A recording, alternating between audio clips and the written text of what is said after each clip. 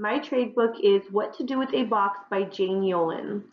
For the first E, engage, students will answer an open-ended question such as what have they done or used a box for?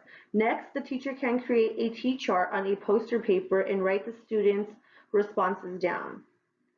The teacher will read the story, What to Do with a Box. Next, she will have students think about the story and ways the box was used in it. They can write the responses on the other side of the chart. Next, have students compare their answers from both sections of the chart.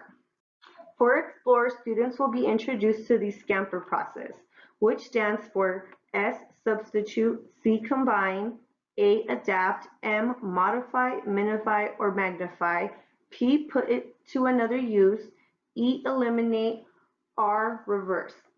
Students will select an everyday object that they can hold, such as a straw, shoebox, or foam cup. In groups of 2 to 3, students will fill out the worksheet provided. Students can draw or write out their ideas for each category. Each student will describe how each object can be substituted for something else.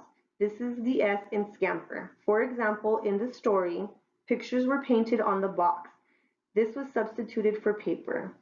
This will last several days so the students can fully understand each term in Scamper. For Explain, students will select an innovative use for their object and describe what its use is on the back of their paper. Next, have the students explain how the object is now being used. Ask students questions such as, what are other things we could substitute for this object? Have the students complete the rest of the Scamper letters using a similar method. For Elaborate, explain to students that scientists come up with several prototypes before their final invention. Allow students to discuss how the first attempts scientists took helped with brainstorming for their final invention. Have students select a different object such as a pen, glove, or paper. Have students begin the Scamper process again. Students can work in groups of 2 to 3 this time and answer the question, how can we improve our ideas? Students will become familiar with constructive critique. Evaluate.